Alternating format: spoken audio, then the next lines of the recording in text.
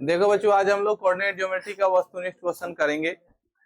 और coordinate geometry में सबसे पहले हम लोग कुछ फार्मूला याद कर लेते हैं ताकि आपका काम हो जाए। हालांकि आप लोग फार्मूला याद रहता है और भूल जाते हैं, ठीक है ना। हम बार बार कहते हैं कि अगर आप मैथ को अच्छा करना चाहते हैं तो फार्मूला का रिवीजन बार बार होना चाहिए, क्योंकि वो याद करोगे क्या होगा, भूल जाओगे। कोऑर्डिनेट ज्योमेट्री में नियामक आप लोग पढ़े हैं कि इस तरह का कुछ बात होती है, और ऐसा जब बात होती है तो आपको सबको समझ में आता है कि आप अपने कंसेप्ट से समझ में आ रहा होगा कि इसको हम लोग कार्तीय तल बोलते हैं। क्या बोलते हैं? और जब कार्तीय तल आपको बोलते हैं तो ये है अपने आप में प्रथम पाद। कौन पाद? कौन पाद है? प्रथम पाद। याद है सबको? ये वाला कौन पाद है? द्वितीय। ये वाला कौन है? तृतीय। और ये वाला कौन है? इसको हम लोग मूल बिंदु बोलते हैं। याद है? मूल बिंदु का निशान क्या होता है? मूल बिंदु का निशान 0 0, ठीक है। उसके बाद प्रथम पाद का चिन्ह क्या होता है? Plus plus. द्वितीय पाद का माइनस प्लस। क्या होता है? तृतीय पाद का माइनस माइनस। चतुर्थ पाद का चिन्ह अच्छे से याद रखेंगे। एक्स अक्ष पर y का मान 0 होता है, y अक्ष पर x का मान 0 होता है। x को हम लोग कहते हैं क्षैतिज रेखा। कौन रेखा? y को बोलते हैं उदग्र रेखा। क्षैतिज को भुज के नाम से भी जानते हैं, उदग्र को कोटि के नाम से भी जानते हैं। बोलो बच्चों, इतना जानते हो ना? इतना याद करने के बाद कुछ फार्मूला है जो आप लोग को जानना चाहिए। पहला फार्मूला है दूरी सूत्र। कौन सूत्र? याद है ना भाई? x2 - x1 का होल स्क्वायर, y2 - y1 का, यही होता है। दूसरा फार्मूला है विभाजन सूत्र। कौन सूत्र? कौन formula? m1 x2 m2 x1 m1 plus, और दूसरा formula m1 y2 m2 y1 बटा m1 प्लस। ऐसा किए। उसी तरह तीसरा जो फार्मूला हम लोग बात करते हैं मध्य बिंदु का, क्या होता है formula? x1 plus x2/2 y1 plus y2/2। इतना हो गया। आगे जो आप लोगों को फार्मूला पढ़ना है त्रिभुज का क्षेत्रफल। किसका क्षेत्रफल? क्या होता है? 1/2 x1 y2 माइनस y3। फिर 1 बोल रहा है, 2 के बाद 3 ना आएगा।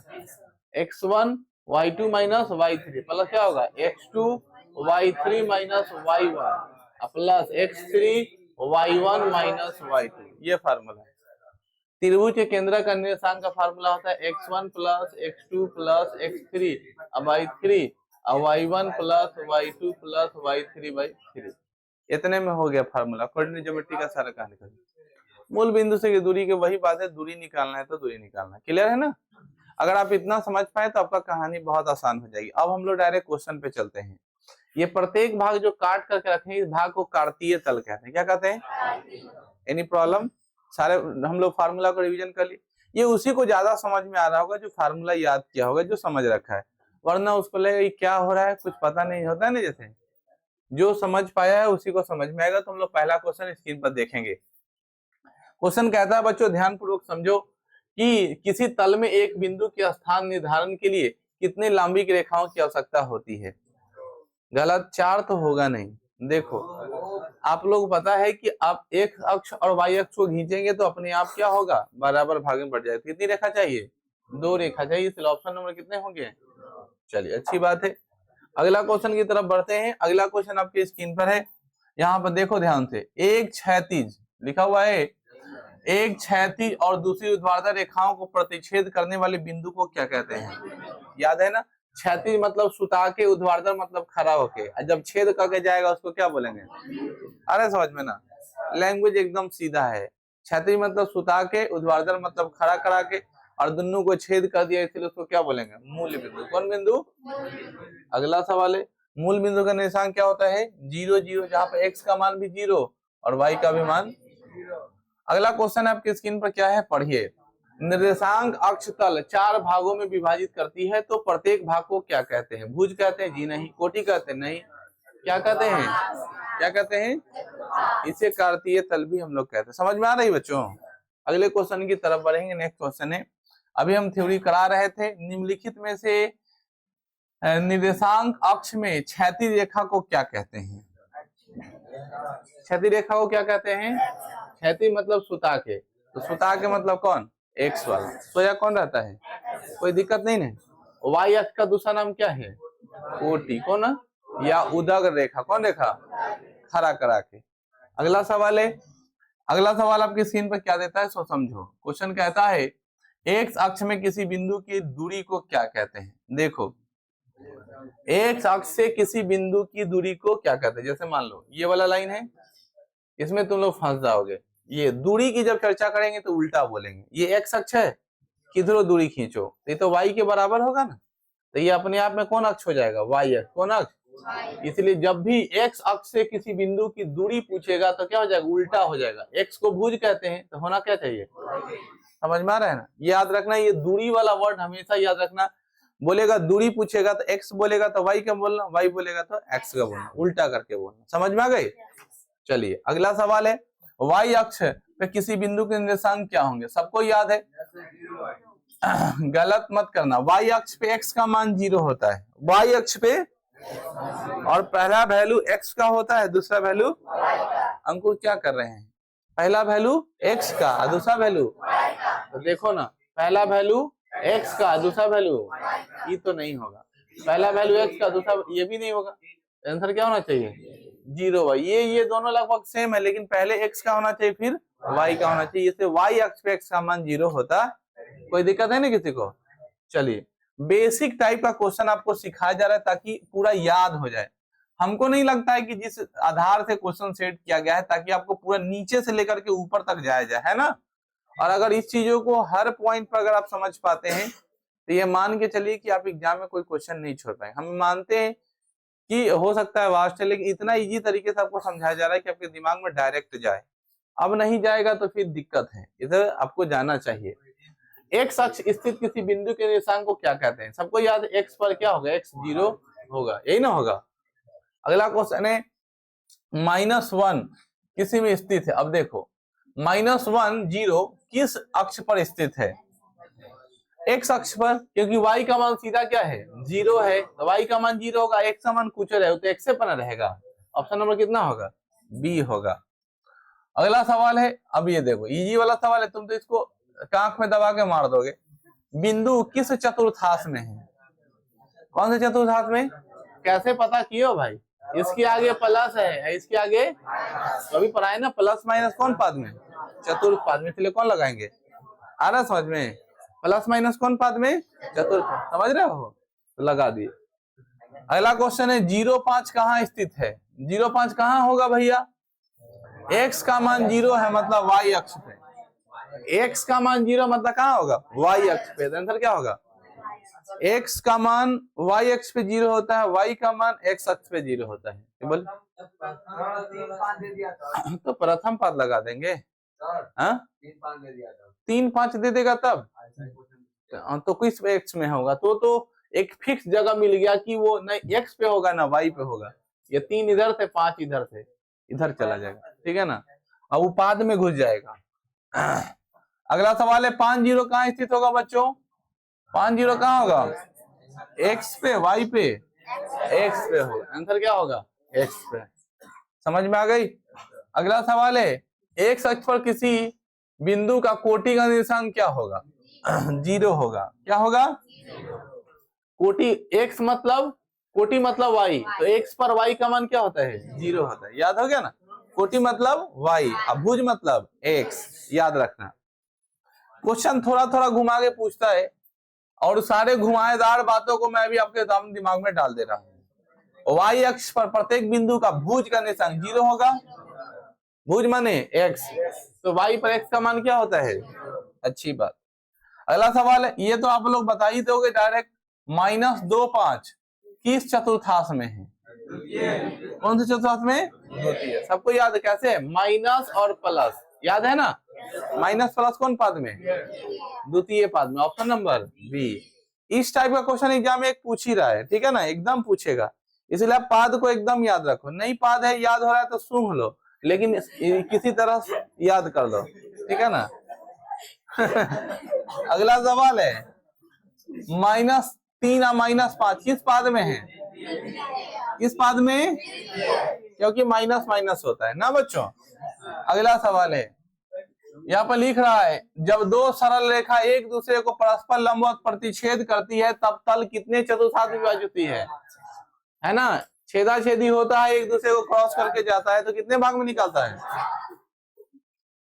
अगला क्वेश्चन है कि बिंदु समकोण 6 4 है ना बच्चों, 6 4 समकोणाक्ष के चतुर्थांश में स्थित है।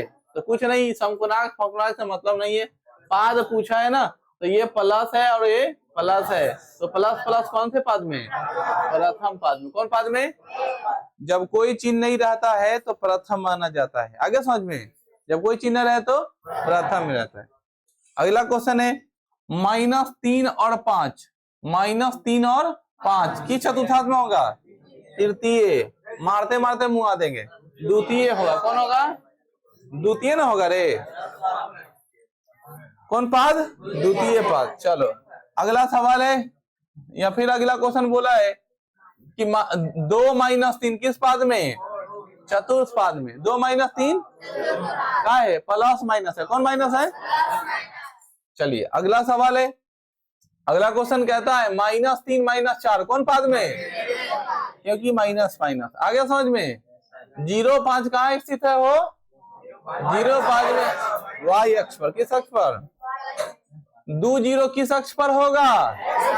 एक्स अक्ष पर। गुड, बनाना ही नहीं पड़ रहा है। अगला सवाल है, 2 सरल रेखा एक दूसरे को जिस बिंदु पर लंबवत प्रतिच्छेद करती है उसे क्या कहते हैं? मूल बिंदु। कौन बिंदु? अगला सवाल है, वाई अक्ष में किसी बिंदु की दूरी को क्या कहते हैं? एक्स अक्ष का निर्देशांक। बोले थे ना, दूरी बोलेगा तो उल्टा बोलना, दूरी बोले तो ठीक है ना, तो वाई अक्ष का बिंदु बोलेगा तो वो एक्स अक्ष का निर्देशांक हो जाए। बोलो कोई दिक्कत?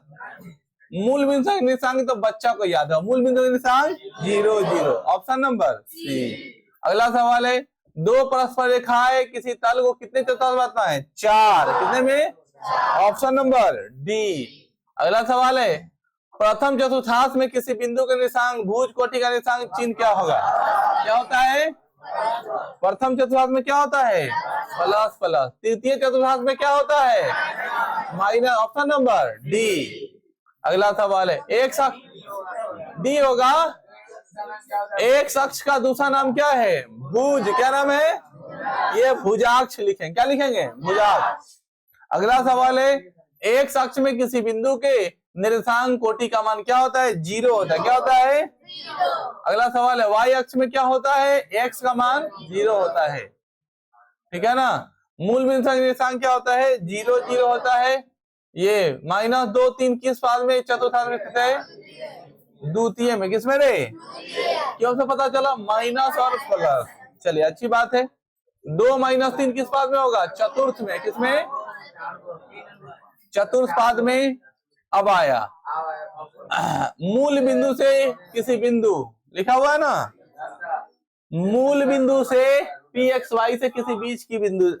आपको डायरेक्ट फार्मूला पढ़ाया गया है, और ये डायरेक्ट फार्मूला है कि मूल बिंदु से किसी का दूरी निकालना हो, अगर एक्स वाई दिया है तो x² प्लस y² का रूट अंडर। ऑप्शन नंबर, ये फार्मूला है ना। आगे समझ में, ठीक है ना, कोई दिक्कत?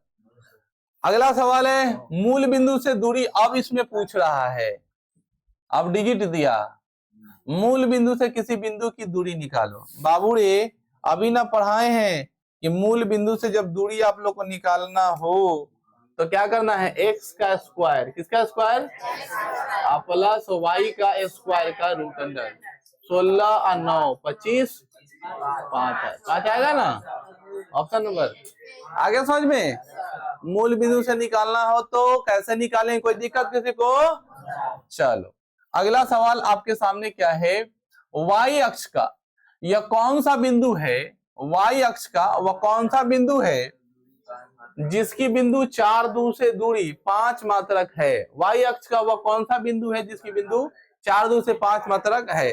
तो सबसे पहले आप देखो कि दूरी दिया हुआ है कितना? 5। कितना दिया हुआ है? तो आप लोगों को पता है y अक्ष पर x का मान 0 होता है, तो 0, y होगा, और इधर कोऑर्डिनेट कितना होगा? 4, 2। यही ना होगा। अभी दोनों के बीच में दूरी निकालें। क्या निकालेंगे? तो दूरी निकाल लेते हैं। सिंपल सा लॉजिक है। सबसे पहले ये ऑप्शन तो होता नहीं, क्योंकि इसमें कहीं भी 0 नहीं है। ये ऑप्शन नहीं होगा क्योंकि हमको x का मान 0 दे दो, 2 को तो ऐसे ही काट दिए। अब ये वाला और ये वाला प्रॉब्लम है, ठीक है ना। अब देखते हैं दोनों में से कौन आएगा।